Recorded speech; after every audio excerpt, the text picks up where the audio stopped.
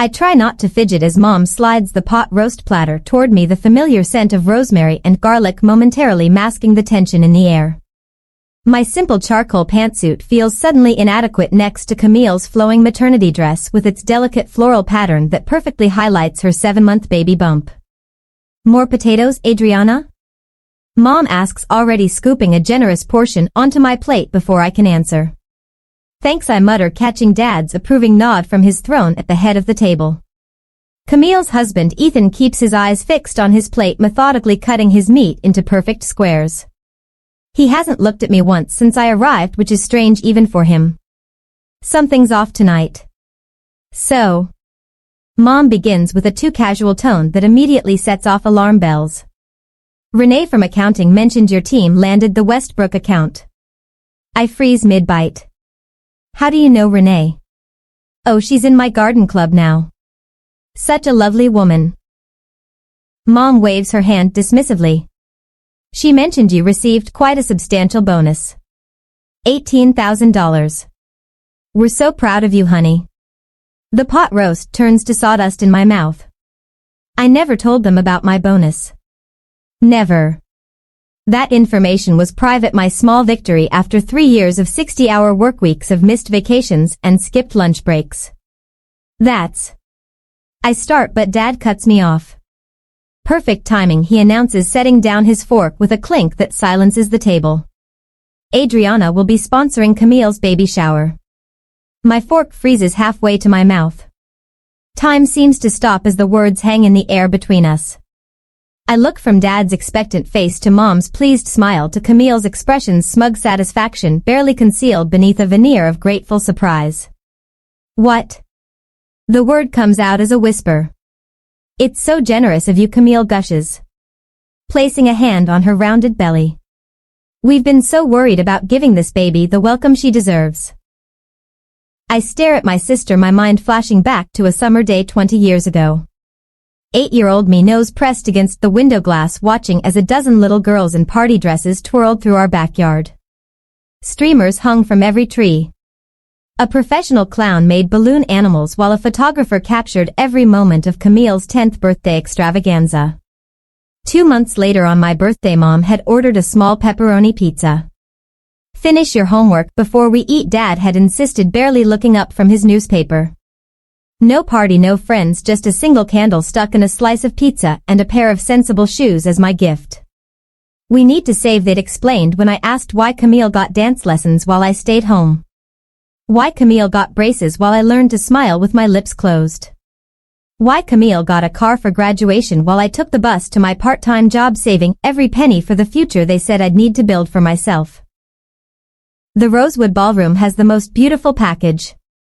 Dad continues, misinterpreting my silence as agreement. $10,000 covers everything: catering, decorations, photographer. All the trimmings. All the trimmings. My fingers tighten around my fork. $10,000. Nearly 2/3 of my bonus vanishing before I've even decided what to do with it. The money that represents hundreds of late nights, thousands of missed moments. Look at these photos, Camille says, sliding her phone across the table. Isn't it beautiful? We've already picked out the color scheme. I glance up from the phone to see Ethan shift uncomfortably in his chair. There's something in his expression, guilt perhaps, that tells me he's not entirely comfortable with this ambush either. I haven't agreed to anything. I say finally, my voice sounding distant even to my own ears. Mom laughs lightly. Don't be silly, Adriana. Of course you'll do this for your sister. Family comes first. The drive home is a blur, my knuckles white against the steering wheel. Rain starts to fall, pattering against the windshield in rhythm with my racing thoughts. I park in front of my apartment building, small but mine, bought with years of careful saving, while my coworkers upgraded to luxury rentals. Inside, I kick off my shoes and sink onto my sofa, the one splurge I allowed myself when I moved in. The notification ping from my phone sounds like an accusation. With trembling fingers, I open Facebook to see Camille's post already gathering likes. So blessed to announce that my amazing sister Adriana is throwing us the baby shower of our dreams at the Rosewood Ballroom. Best aunt ever. Family love. Baby shower. Comments flood in beneath it. Congratulations. How generous. What a wonderful aunt. I stare at the screen, a cold realization settling in my stomach. They've trapped me. To refuse now would make me the villain in a story they've already written with a role they've decided I should play, just like always. The next morning the phone rings at precisely 7:30 a.m. just as I'm stepping out of the shower. I already know who it is before checking the caller ID. Hi, Mom. I answer, tucking the phone between my ear and shoulder while towel drying my hair. Just checking in, sweetheart. She chirps, her voice honeyed with false casualness. Did you sleep well? Fine. I lie. My night was spent staring at the ceiling, calculating how many overtime hours that $10,000 represents. For 16 to be exact. 52 8-hour days of my life. Good. I was thinking about the shower menu. The Rosewood offers both a brunch and afternoon tea option. She pauses, waiting for my enthusiasm. When none comes, she adds. Camille leans toward the tea sandwiches, but with her condition she needs the protein from the brunch option. I say nothing, watching water droplets race down my bathroom mirror. Adriana, are you listening? I haven't agreed to this, Mom. Her laugh tinkles through the phone like breaking glass. Don't be difficult, dear. Your father is stopping by your office today with the brochures. The call ends before I can protest. I grip the sink edge, knuckles whitening as I stare at my reflection. The woman looking back at me appears calm, controlled, the mask I've perfected since childhood. At work I'm reviewing quarterly projections when Jessica pokes her head in. Someone's here to see you. Your dad? My stomach tightens. Thanks. Dad stands in the reception area, his golf tan making his teeth appear unnaturally white when he smiles. Under his arm a leather portfolio bulges with what I know are the promised brochures. Busy day? He asks, settling into the chair opposite my desk without waiting for an invitation. Always. He slides the portfolio across my desk like he's closing a business deal. Martha and I took the liberty of narrowing down the options. Inside are glossy photos of the Rosewood ballroom draped in various pastels, elaborate centerpieces, and custom-printed napkins. Paper clipped to the last page is an itemized invoice for $10,000 with my name already filled in as the responsible party. You've already done the consultation. I say the statement flat. Naturally, the venue books quickly. These packages move fast. He taps the invoice with his manicured finger. The deposit deadline is the 15th of October. That's 3 weeks away. Correct. He stands straightening his golf shirt. Camille is very excited. She's calling it her daughter's first party. After he leaves, Jessica finds me staring blankly at my computer screen. Everything okay? She asks, placing a coffee on my desk. My family expects me to spend $10,000 on my sister's baby shower. Jessica's eyebrows shoot up. The same sister who posted that ridiculously tone-deaf engagement photo shoot on a yacht last year? I nod, remembering how Camille had captioned those photos. Dreams come true when you're loved the most. The unspoken comparison had stung then. It stings now. That's insane, Jessica says. Tell them no. I wish it were that simple. They've already announced it online, made appointments, selected a venue. Jessica perches on the edge of my desk. So? That's their problem, not yours. Her words hang in the air between us, a foreign concept I can barely grasp. That evening I find an envelope in my mailbox. Inside is a handwritten note from Camille accompanied by a sonogram picture. Baby girl already loves her Auntie Adriana. We're so blessed you're giving her the welcome she deserves. The Rosewood needs your credit card information for the deposit. Mom said you wouldn't mind if we used the one they have on file from Dad's birthday dinner. Love you. My phone pings with a text from my cousin, so excited for Camille's shower. My flight lands at 2 p.m. that Saturday. Can you pick me up, or should I Uber to the venue? The walls close in as I realize how thoroughly they've trapped me. Another ping, a private message from Ethan. I'm sorry about all this, Adriana. I tried to suggest something smaller, but you know how Camille gets.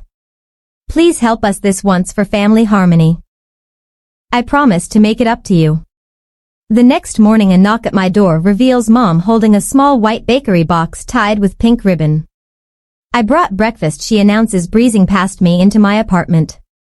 She places the box on my coffee table and opens it with a flourish, revealing a single slice of 3-layer chocolate cake. From Belvoir, she says, naming the upscale bakery that catered all of Camille's childhood celebrations. I ordered the full cake for the shower tasting but thought you might like a sample. She hands me a plastic fork. The cake looks exactly like the one from Camille's 10th birthday, the party I watched through the window. For adults, a small slice is enough. Mom says, watching me take a tentative bite, children deserve the big cake, don't you think? The chocolate turns to ash in my mouth as memories surface, Camille blowing out candles on entire cakes while I received my dutiful slice. Camille unwrapping mountains of gifts while I received my practical one. Camille's dreams nurtured while mine were deemed impractical. It's delicious, I lie. After she leaves, I sink onto my sofa, the remainder of the cake slice sitting untouched on my coffee table. Tears slip down my cheeks as I realize I'm still that little girl with her nose pressed against the glass, watching someone else's celebration from the outside. My phone rings, my therapist returning my urgent call from this morning before my mother came. Tell me what's happening, Adriana, Dr. Levine says. The words pour out: the dinner ambush, the invoice, the credit card, the social media announcements. As I speak, the scattered pieces of my life form a pattern I've never fully acknowledged. They've always done this, I whisper, the realization both devastating and oddly freeing. They've always expected me to give while Camille takes. And what do you want to do about it, Dr. Levine asks. I glance at the calendar where the 15th of October looms, the deposit deadline. The date when I'll either surrender my hard-earned bonus or finally stand my ground. I don't know yet, I admit, but for the first time I allow myself to imagine saying no. That night, as hourly texts from Camille light up my phone with shower color schemes and guest list additions, I lie awake reviewing my life of acquiescence. Each time I gave in. Each yes that should have been no. Each sacrifice that went unnoticed while Camille's smallest efforts were celebrated. As dawn breaks, I realize this isn't just about money. It's about my worth. And for once I need to value myself first. Camille's latest Instagram post appears on my phone screen at 6:12 a.m., jolting me awake better than any alarm. Her perfectly filtered ultrasound photo is captioned, "Can't wait for baby shower details. Aunt Adriana's special gift is going to make this celebration unforgettable. Blessed family, generous aunt." I stare at the ceiling, counting the hairline cracks I've memorized over sleepless nights. 47 comments already. Each one another brick in this prison they're building around me. At work later that morning, my phone buzzes again. A text from Jessica: "Did your mom just call the office asking for my help with surprise elements for a shower?" The betrayal burns fresh. They're reaching into every corner of my life now. The morning crawls by in a fog of spreadsheets and client calls. At lunch, my boss Diane stops by my desk, concern creasing her forehead. "Robert Reynolds was in the lobby earlier, said he needed to drop something off for you." My stomach twists. "My father?" She nods, sliding a glossy brochure across my desk. "Mentioned something about your commitment to his golf buddies. Everything okay?" The rosewood ballroom brochure gleams under fluorescent lights. Someone has helpfully circled package prices in red marker. "Family stuff," I mutter, shoving it into my drawer. "Nothing important." Back in my apartment that evening, I pull out the bottom drawer of my filing cabinet. Beneath tax returns and insurance policies lies a simple manila folder. Inside, the deed to my apartment. I trace my signature on the document. 2 years ago. The down payment represented 1842 hours of overtime. Weekends when Camille was posting beach vacation photos. Holidays spent alone with microwave dinners while they gathered without me. Too small, Mom had said when she first visited. Why not rent something nicer in the meantime? Such a waste to buy before you're settled with a family, Dad had added, not bothering to hide his disappointment. I pull out my work calculator. $10,000. Exactly how many hours of my life? How many skipped lunches and postponed doctor appointments? My fingers find the small photo tucked into the folder's pocket. Me on my 25th birthday standing alone in my kitchen. A whole chocolate cake with thick frosting sits before me, the first entire cake I'd ever bought just for myself. No slices, no sharing. Mine, Mom had called that night. At your age I was raising a family, not playing house alone. I'd cut a sliver of cake after hanging up old habits. The next morning Diane calls me into her office. I expect questions about the Westbrook account, but instead she gestures to the chair across from her. My sister tried the same thing when I got my first bonus, she says without preamble, suddenly needed help with my niece's college fund. My face burns. I don't. Family thinks your money belongs to them because they made you. She leans forward. But you made yourself, Adriana. That bonus? You earned every penny through work they never saw or valued. Her words follow me through the day, echoing as I push open the door to Magnolia Cafe, where Mom and Camille ambush me the next afternoon. They've already claimed a corner table, fabric swatches and ribbon samples spread across the surface. We've narrowed it down to sage green with gold accents, Camille announces as I slide into the chair across from them. The calligrapher needs final guest count by Friday. Mom pushes a sample invitation toward me, my name prominently displayed as host, a price list clipped to the back. I stare at the delicate paper, feeling the walls closing in. The web they've spun so carefully around me, each thread another expectation, another assumption. Did you ever consider what I might want to do with my bonus? The question slips out quietly. They both freeze. Mom recovers first with a practiced laugh. Don't be silly, honey. What would you need it for? You don't have children to support. The simple truth of it hangs in the air between us. I don't matter as much because I haven't produced the next generation. My value measured only in what I can provide others. I'm going to use the bathroom, I say, standing abruptly. Instead, I walk straight out the cafe door, ignoring their calls behind me. For the first time in my life, I leave them mid-sentence. Back at my apartment, Jessica helps me draft responses to the barrage of texts from relatives.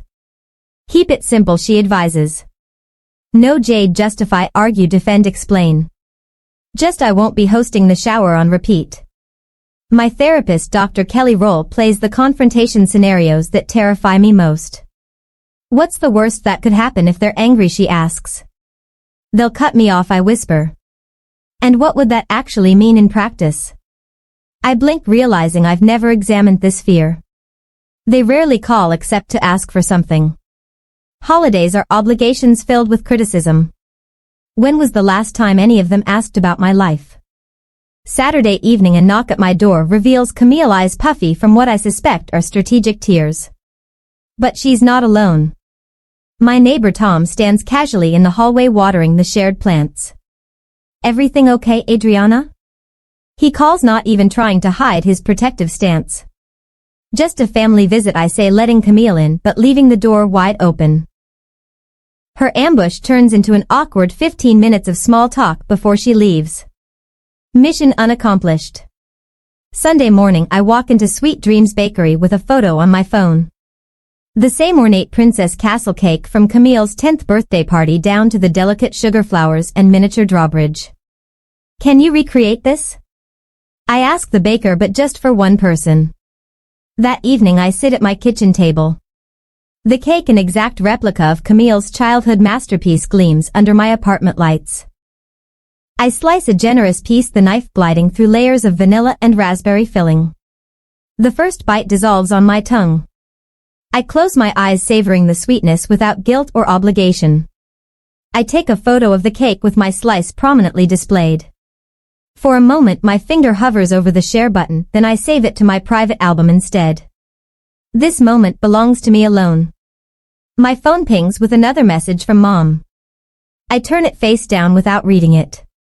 The truth settles around me, substantial as the walls of my small apartment, sturdy as the deed in my filing cabinet. I've spent a lifetime accepting crumbs from their table, believing I deserved nothing more. But I built this fortress myself, brick by brick, and within these walls I make the rules. I cut another slice of cake, even larger than the first.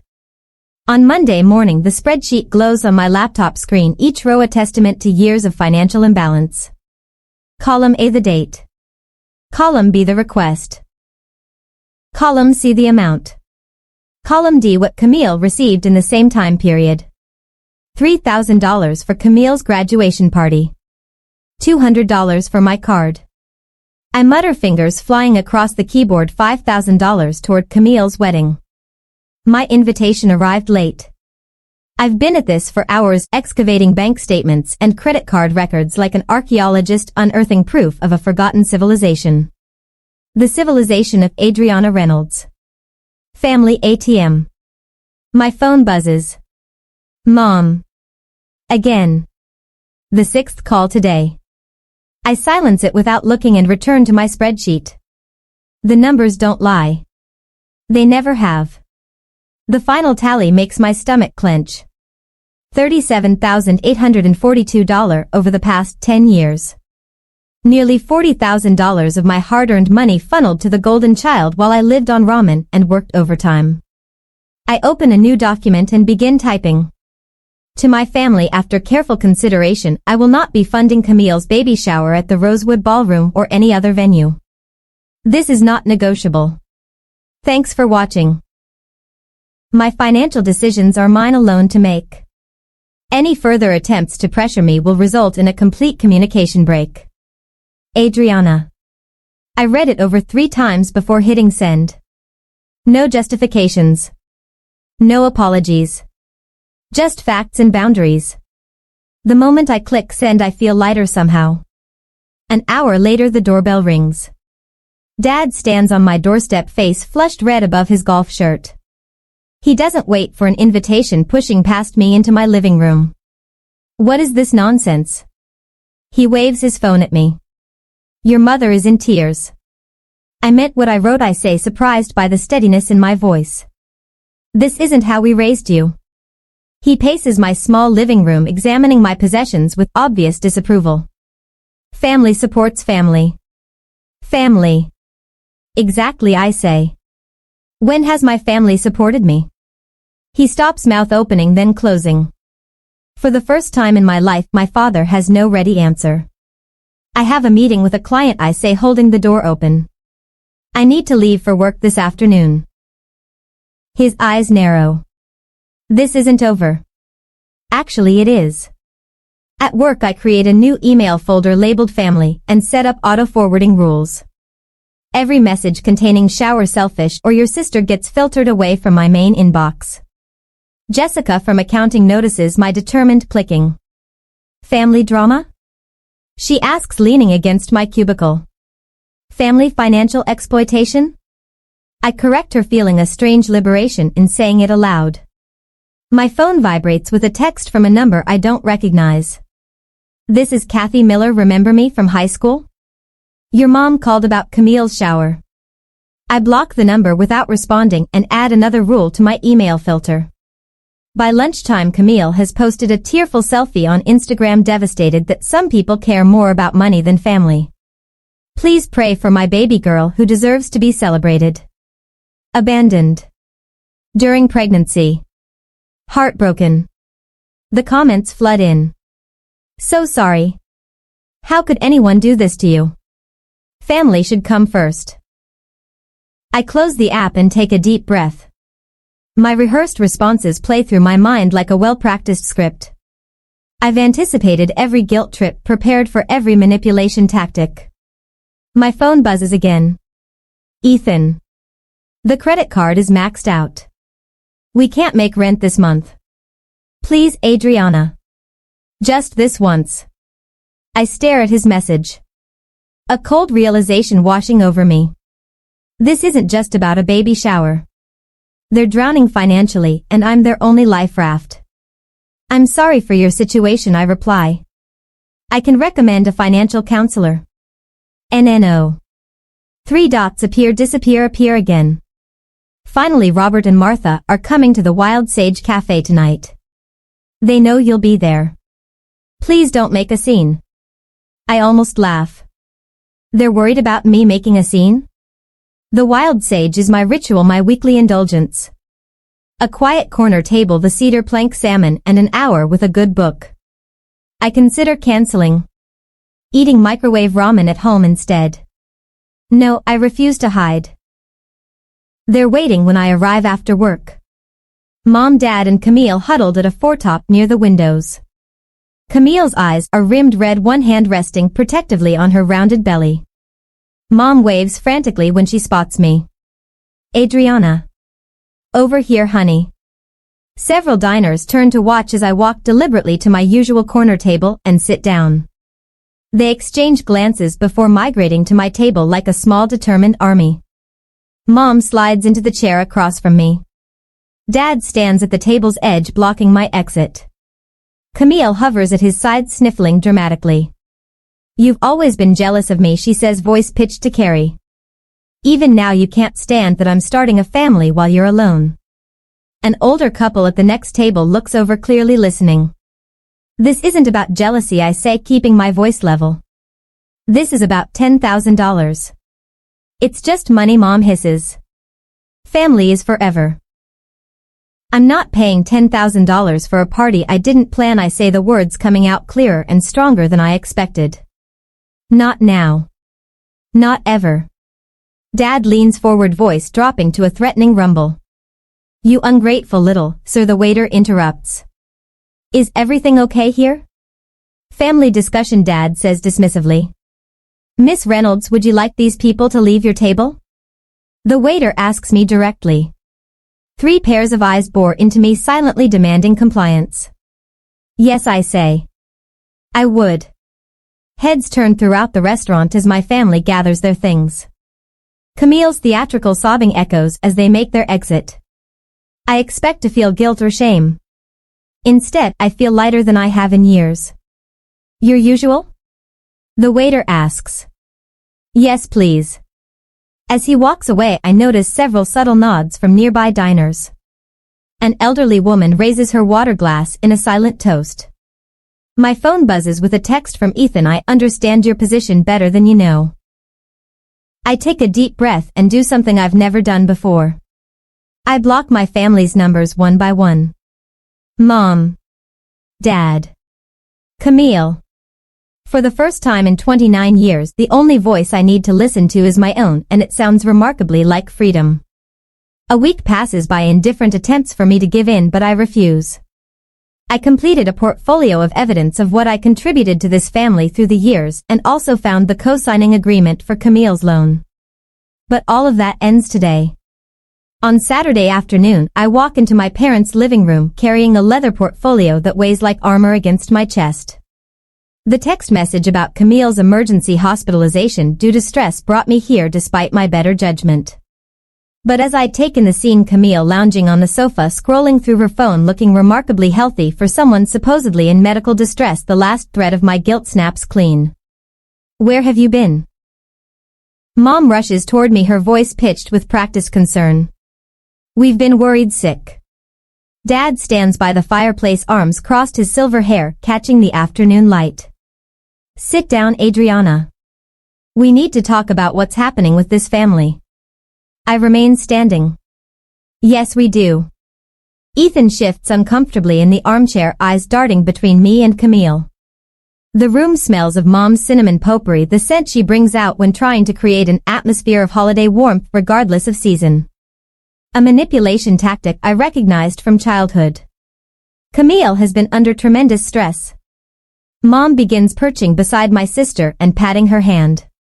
The doctor said she needs to avoid all upset for the baby's sake.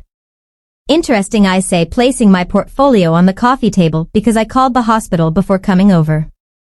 They have no record of admitting Camille yesterday or today. The room freezes. Dad's mouth opens, then closes. It was the emergency room. Camille amends quickly.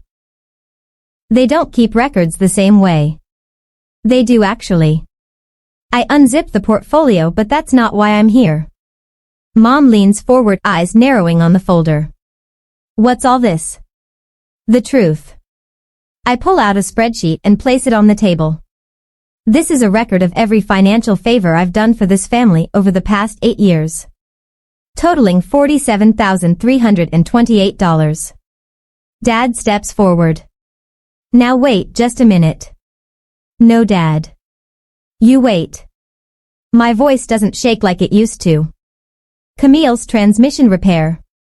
Mom's dental work that insurance supposedly didn't cover. The roof repairs on this house after you claimed your retirement account was frozen. I lay down bank statements beside the spreadsheet. I've highlighted each withdrawal. And beside them I've noted where that money actually went. Mom's face pales as I continue. The money for the roof? 3 days later Camille posted photos of her new bedroom furniture. The dental emergency? That was the same weekend you and Dad took that Alaskan cruise. You've been spying on us? Camille sits up, hand protectively over her belly. No, I've been paying attention. I pull out another document. This is the loan application I found in your trash last month, Camille, where you listed me as your cosigner without my knowledge. Ethan's head snaps toward his wife. You did what? She's my sister, Camille hisses. That's what family does. And this? I continue laying down printouts of Camille's social media posts. Is your baby shower announcement from 2 weeks ago, before anyone bothered to ask if I was willing to pay for it. I look directly at my father, whose authority seems to be shrinking with each document I present. You've been using me as your emergency fund for years, taking from me while giving everything to Camille. That's ridiculous. Mom snaps, rising from the sofa. We've always treated you girls equally. The laugh that escapes me holds decades of hurt. Really? These are from my 8th birthday. I slide across childhood photos Camille surrounded by friends and presents at her elaborate parties, contrasted with images of me alone at the kitchen table with a single candle in a cupcake. That was different, Dad says, his voice losing its edge. We were struggling financially then. Then explain this. Another document lands on the growing pile. My college fund that mysteriously became Camille's wedding fund. The inheritance from Grandma that went entirely to Camille's down payment while I got a coffee maker. You ungrateful little. Mom begins, but Ethan interrupts. Martha, stop. His voice is quiet but firm. She's right. The silence that follows feels like thunder. I've built my life without your help. I continue, my voice steady despite the trembling in my chest. I've worked 60-hour weeks while Camille calls in family emergencies every time she overspends. I've sacrificed vacations and relationships because I was taught my needs always come last. Dad sinks into his chair, the patriarchal posture collapsing. Not anymore. I stand taller, feeling decades of invisible weight lifting from my shoulders. I'm not your emergency fund. I'm not your second choice daughter. How dare you speak to us this way? Mom's voice rises sharply. After everything we've done for you? What exactly have you done for me, Mom? Name one thing that didn't ultimately benefit Camille. Her mouth opens, closes, opens again, but nothing comes out. And that's what I thought. I closed my portfolio. Here are my terms for any future relationship. Respect, equality, and family therapy. No more financial requests. No more manipulation. No more lies. Or what? Camille challenges, her mask of vulnerability completely gone now. Or nothing. There will simply be no more me in your lives. I reach into my pocket and place my spare key to their house on top of the pile of evidence. The small metallic sound it makes hitting the table punctuates 29 years of inequality. The baby shower is cancelled. I say. Or rather, I'm not paying for it. What you do with your own money is your business. Ethan catches my eye as I turn to leave, giving me a slight nod that carries unexpected respect. Adriana, don't you walk out that door? Dad warns, finding his voice again. I pause at the threshold, turn back one last time. I already have. Years ago. You just never noticed. As I close the door behind me, I hear Mom's angry sob and Camille's indignant protests. But louder than all of that is the sound of my own heartbeat, strong and steady, finally beating for myself.